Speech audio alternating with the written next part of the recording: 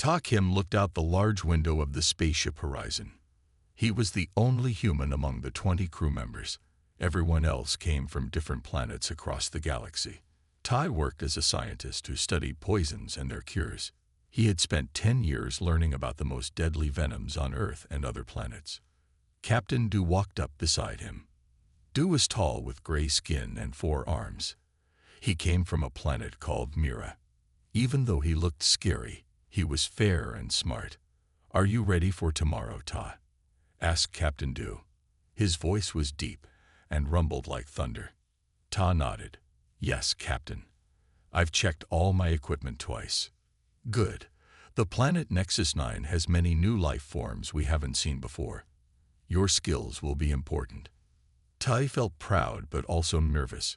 Humans had only joined the Galactic Union 15 years ago. Many alien species still thought humans were too simple or weak to be useful. Every time Tai went on a mission, he felt like he was proving something for all humans. The ship's alarm sounded, calling all crew to the meeting room. Tai and Captain Du walked together through the long halls of the horizon. The ship was huge, with 5 levels and rooms for labs, sleeping, eating, and working. In the meeting room, the other crew members sat around a large table. Hana, the ship's navigator, stood at the front.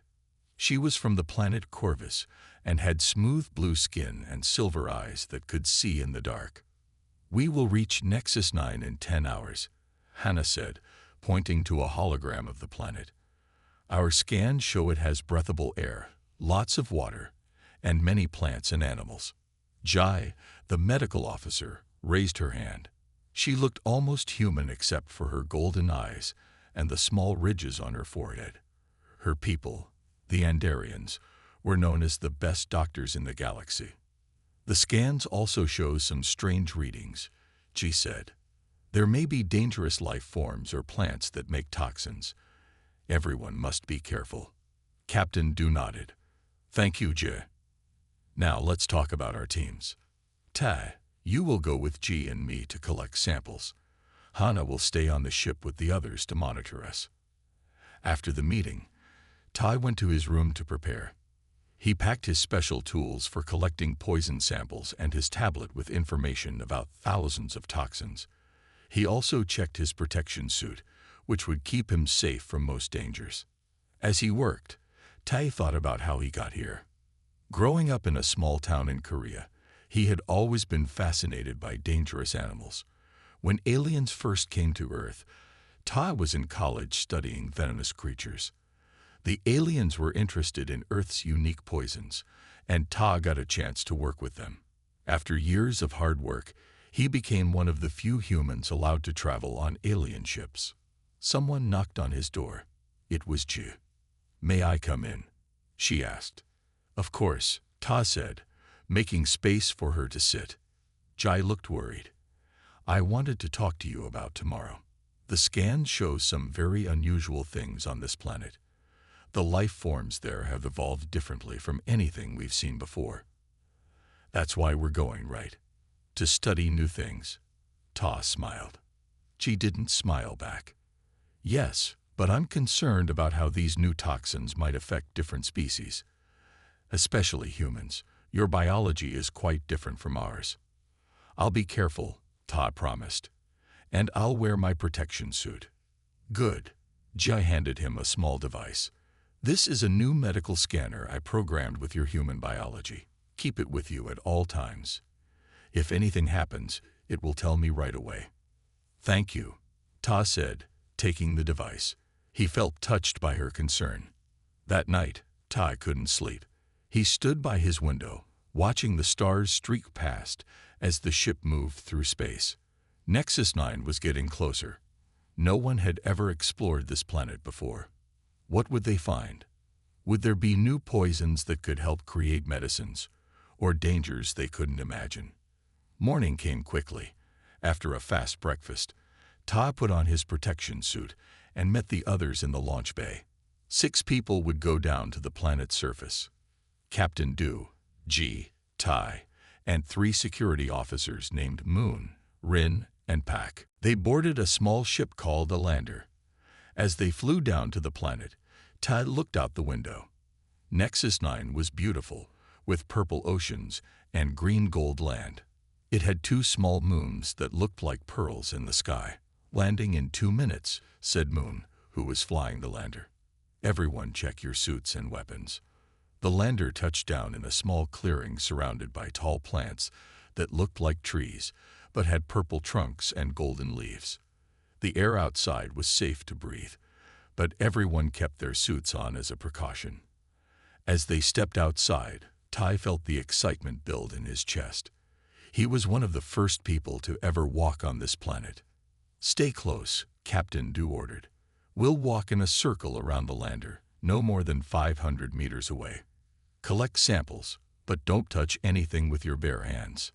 They split into 3 pairs, Ta with Captain Du, Ji with Moon, and Rin with Pak.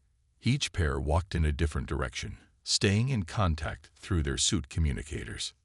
Ta followed Captain Du into the strange forest. The ground was soft and bouncy, covered with small blue plants that glowed slightly.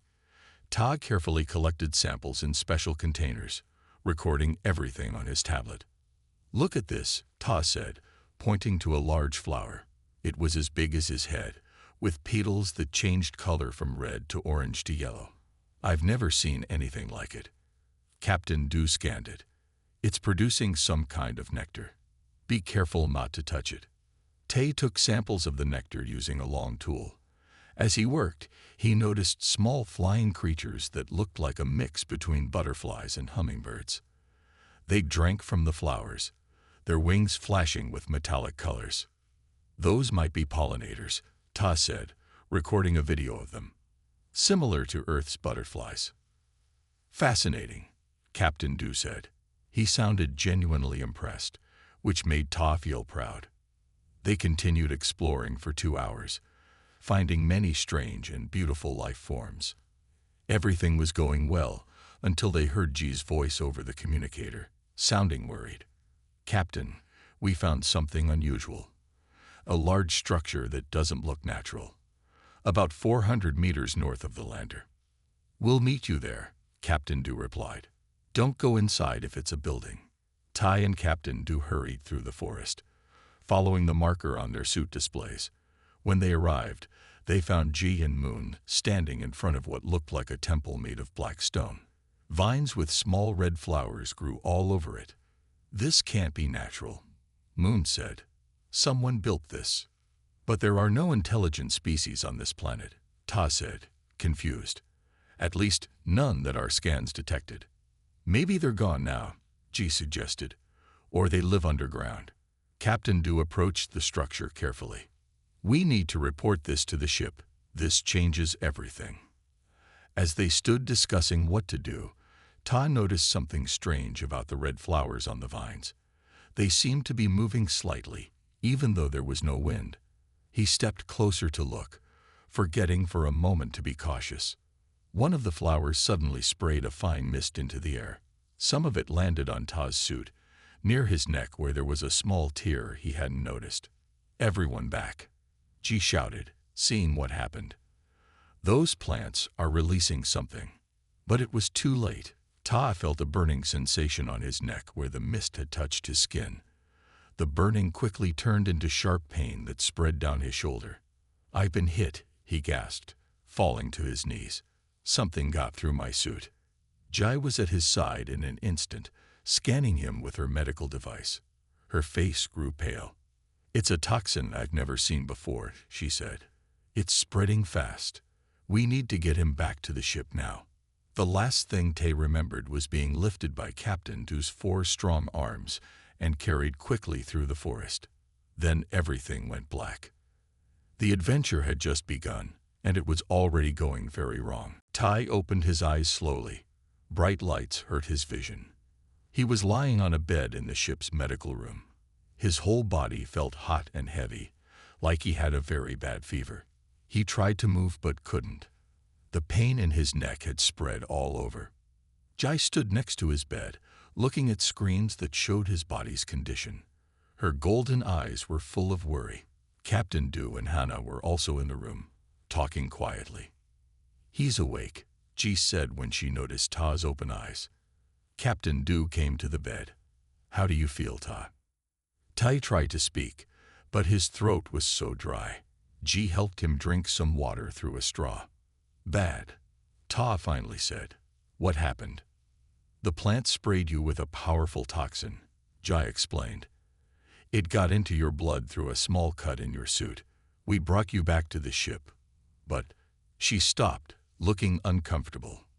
But what? Tai asked, suddenly scared. Captain Du spoke in his deep voice. The toxin is unlike anything we've seen before.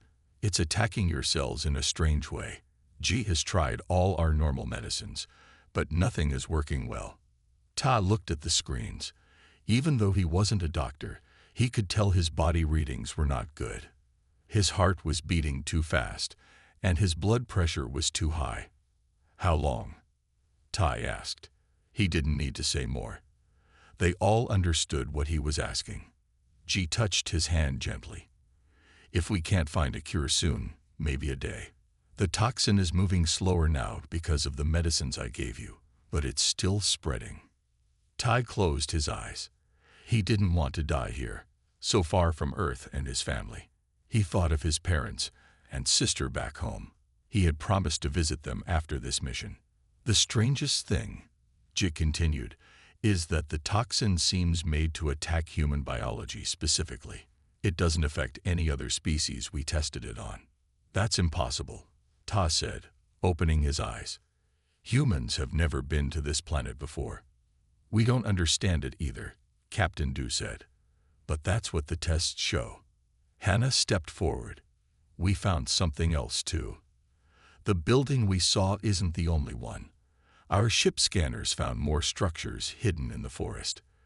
This planet had people living on it once. This news would have excited Ta if he wasn't so sick. Discovery of a new civilization was rare and important. But right now, all he could think about was staying alive.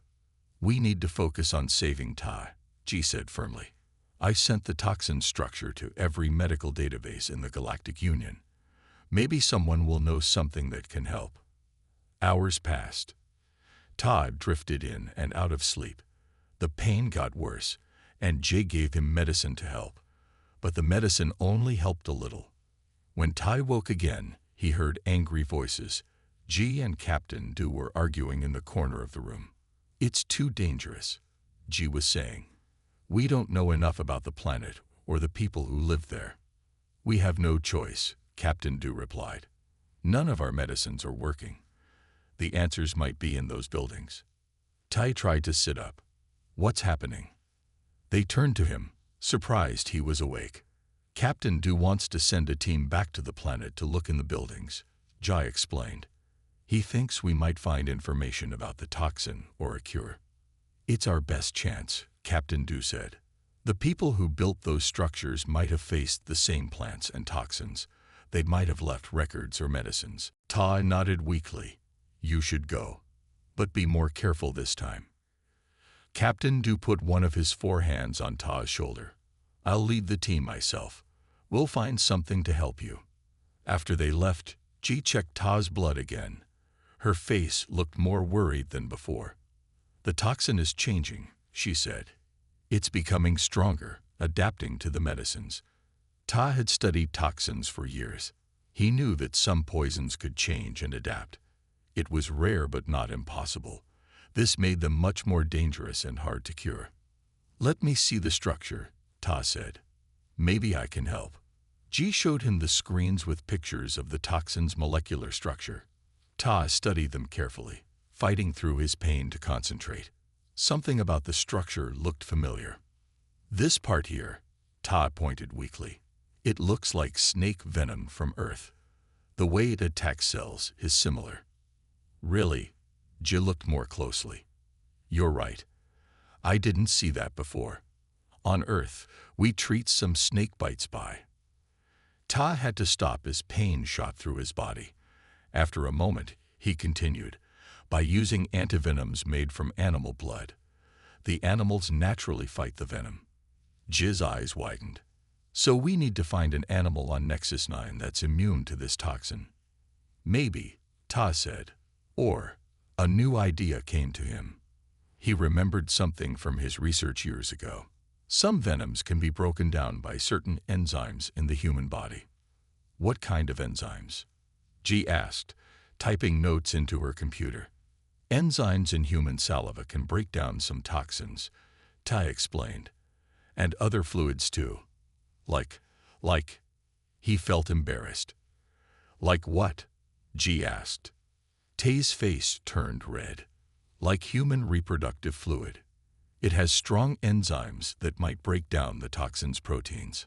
Ji's eyes grew wide as she understood. You mean your own male fluid? Ta nodded, still embarrassed, but also hopeful. It might work. The enzymes in it are stronger than in saliva. If the toxin is similar to earth snake venom, it might break it down. Ji quickly ran to her computer and started making calculations. The chemical structure could work. The enzymes might bind with the toxin and neutralize it, but we would need a lot of the fluid. How much? Tai asked.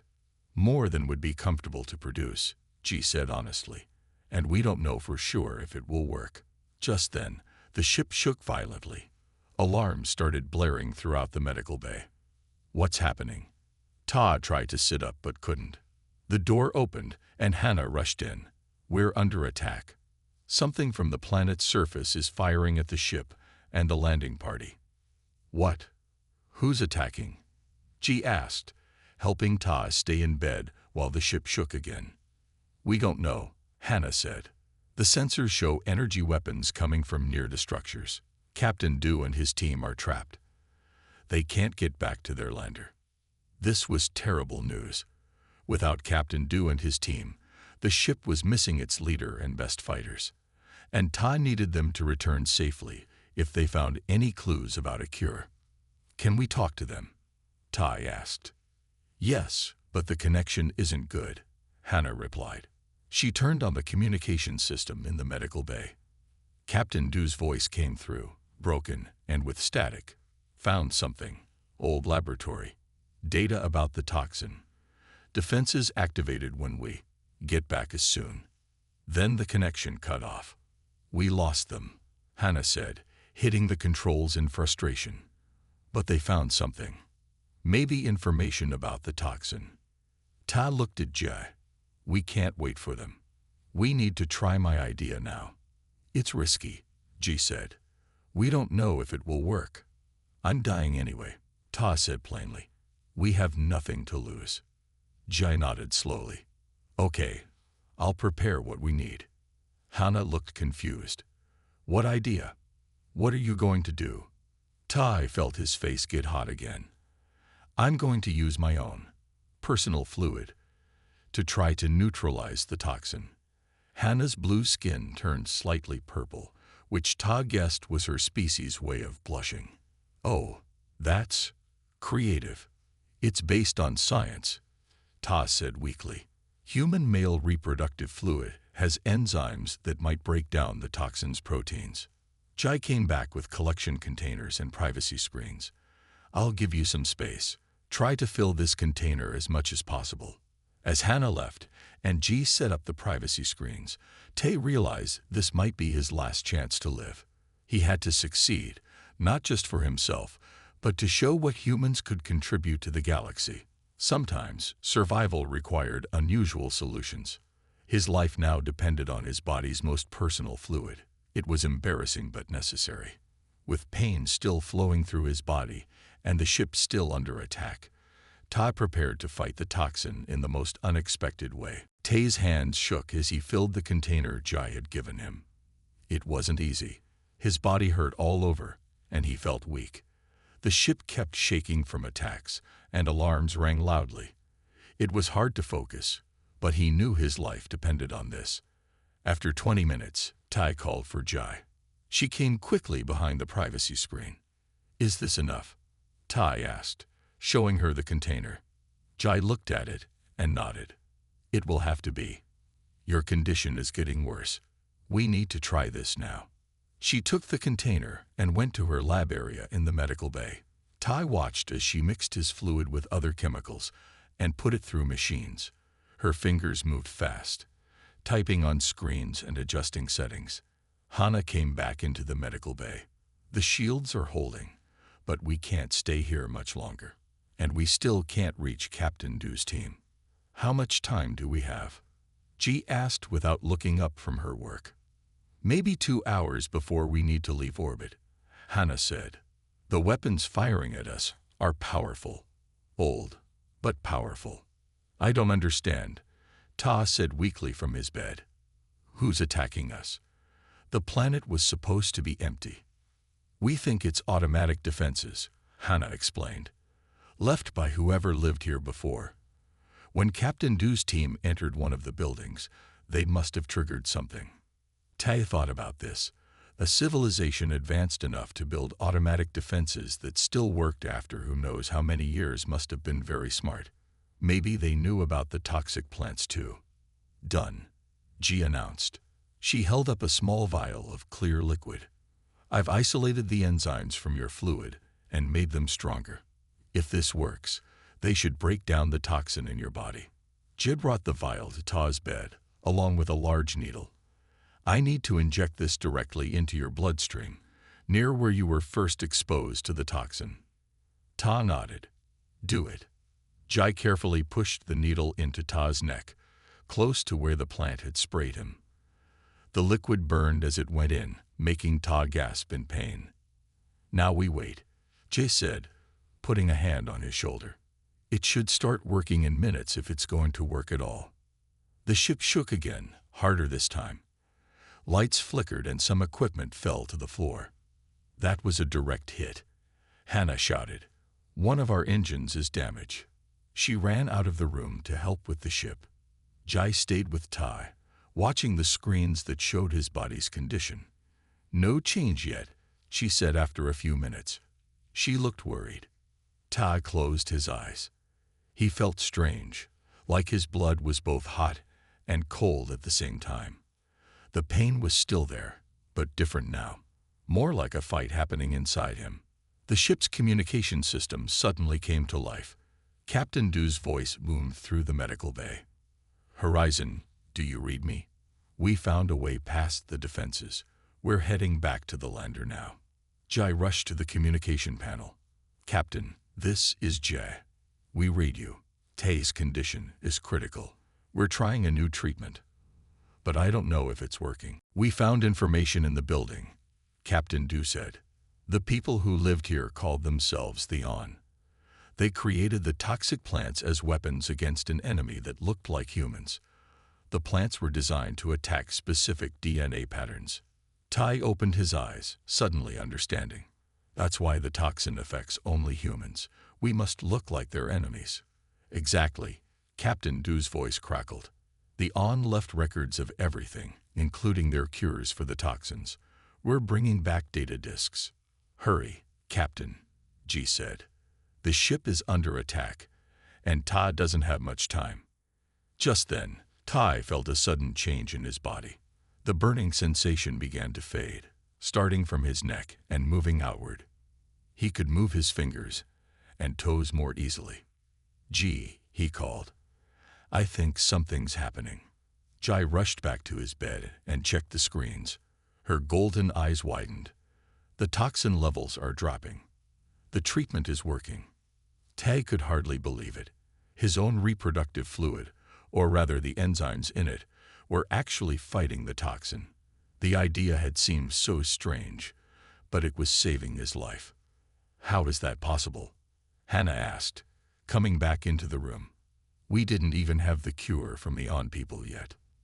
Sometimes the simplest solutions are the best, G said, smiling. Human biology is fighting back against a toxin designed to attack it. There's a beautiful irony there.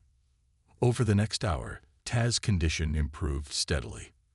The pain decreased, and he could sit up in bed. His breathing became easier, and his heart rate returned to normal.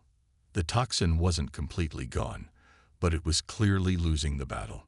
Captain Dew and his team made it back to the ship safely, bringing with them several data disks from the On civilization. Once they were aboard, the Horizon left orbit, moving away from the planet's defensive weapons. The On were an advanced people, Captain Du explained as they gathered in the medical bay. They lived on Nexus 9 over 10,000 years ago. They'd fought a war against beings they called the Kura, who looked very similar to humans. Are the Kura still out there somewhere? Tai asked. He was sitting up now, drinking the nutrient drink Jay had given him. We don't know, Captain Du said. The records don't say who won the war, only that the On created the toxic plants and the automatic defenses against the Kura. Then the records just stop. Maybe both sides destroyed each other, Hana suggested. Tai thought about this. Or maybe the Kura were our ancestors, humans who somehow traveled through space long ago. Everyone looked at him with surprise. That's impossible, Ji said. Humans didn't have space travel 10,000 years ago. We don't know that for sure, Tai replied. There are many mysteries in human history, and it would explain why the toxin targets human DNA so specifically. Captain Du nodded slowly. An interesting theory. We'll need to study the On data disks carefully. The Galactic Union will want to know everything about this. Later that day, Jay ran more tests on Ta. The toxin was almost completely gone from his system. Your treatment worked better than I expected, she told him. The enzymes in your reproductive fluid were perfectly suited to break down the toxin's proteins. It's like they were made for each other. Maybe they were, Ta said. If the Kura and humans are related, maybe human biology evolved to fight these toxins. Either way, you made an important discovery, Ji said. This could help develop new medicines for many diseases. Ta smiled. All because of my own liquid, as you called it. Jai laughed. Yes, not the most conventional medicine, but very effective. That night, Tai couldn't sleep. He kept thinking about the On and the Kura, and the possibility that humans had traveled in space much earlier than anyone thought. If it was true, it changed everything scientists believed about human history. He also thought about how something so personal, so private, had saved his life. His body had the cure inside it all along. Sometimes the answer to a big problem could be simple and close at hand. The Horizon was now heading back to the Galactic Union Central Station. Captain Du had called ahead to report their discoveries, and scientists from all over the galaxy were eager to study the On data disks. Ta knew that his experience would be written up in scientific journals. How his own liquid had neutralized an alien venom would become a case study for future scientists. It was embarrassing, but also kind of funny. And most importantly, it showed that humans had unique contributions to make to galactic science. As the ship traveled through space, Ta watched the stars through his window and smiled. He had survived, and in the process, may have discovered a link between humans and ancient space travelers, all because a plant sprayed him with toxin, and he had found an unusual way to fight back. Life was strange sometimes, but Tai wouldn't have it any other way. 2 weeks had passed since the Horizon left Nexus 9. Tai was fully recovered now. He sat in the ship's main meeting room with Captain Du, Ji, Hana, and several other crew members.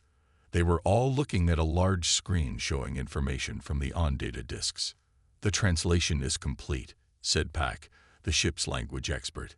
He was tall and thin with 6 fingers on each hand. We can now read most of the On records. Captain Du nodded. Good work. Tell us what you've learned.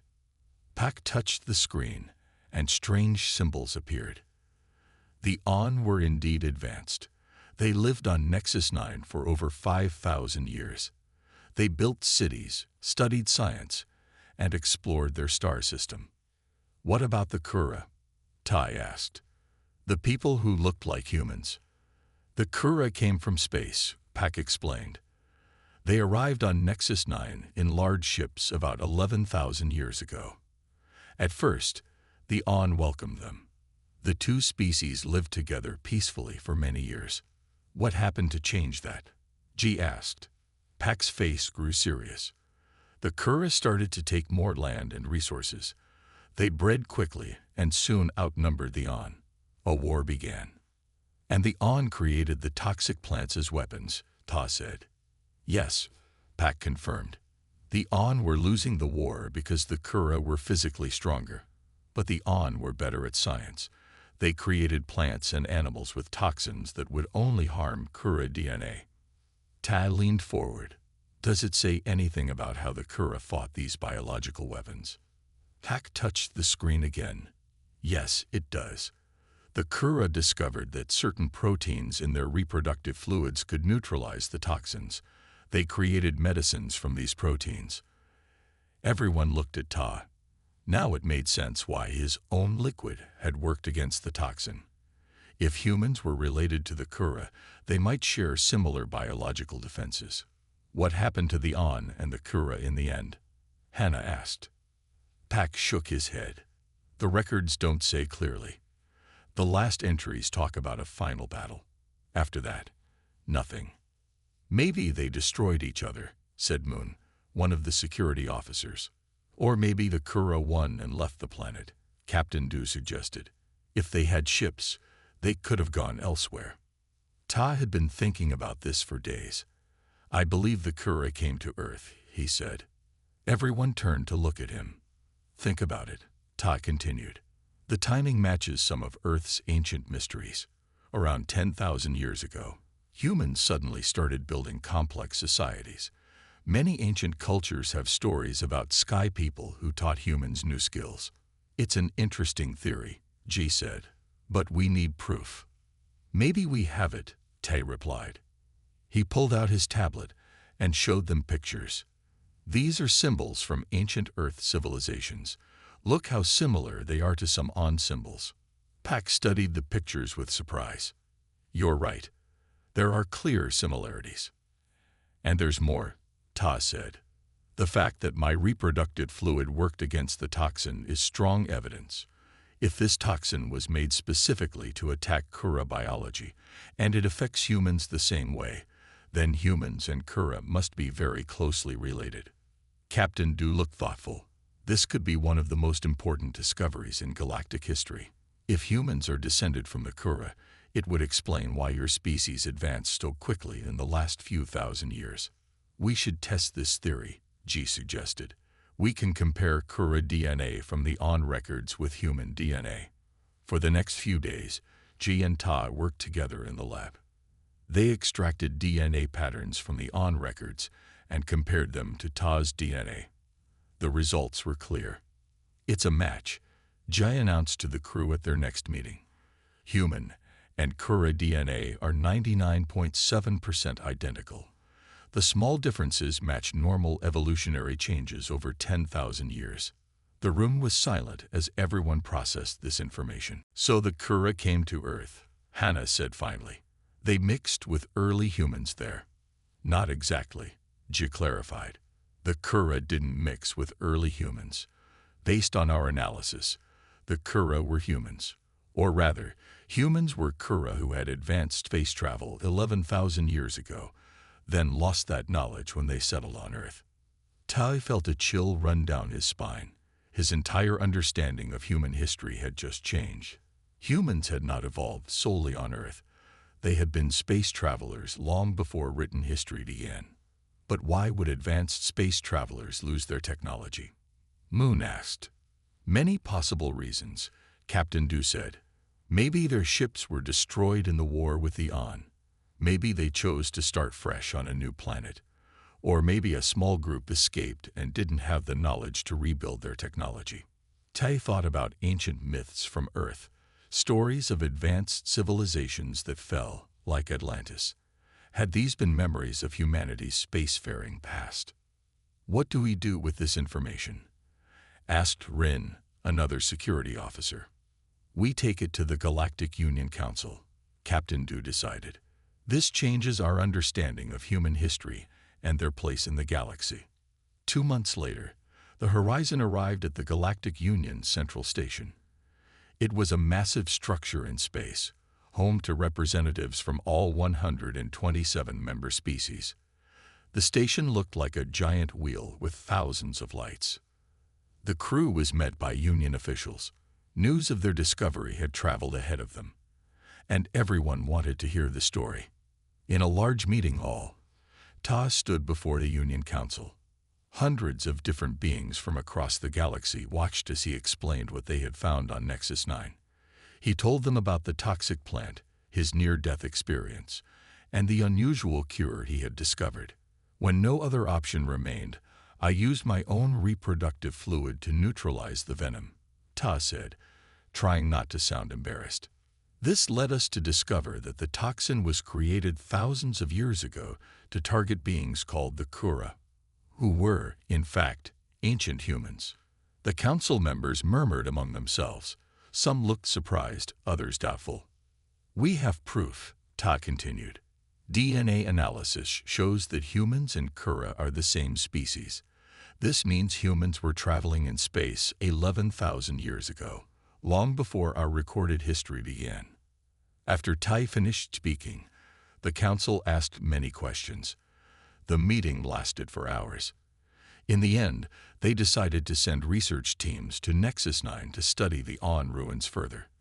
They also approved tests to compare DNA from humans and Kura. That evening, Ta stood by a window in the station, looking out at the stars. Jid joined him there. "You've become famous," she said with a smile. "The human who saved himself with his own fluid and discovered his species' true history in the process." Ta laughed. "Not exactly how I planned to make my mark in galactic science. The best discoveries often happen by accident," Ji said. "Your quick thinking saved your life and gave us this amazing knowledge.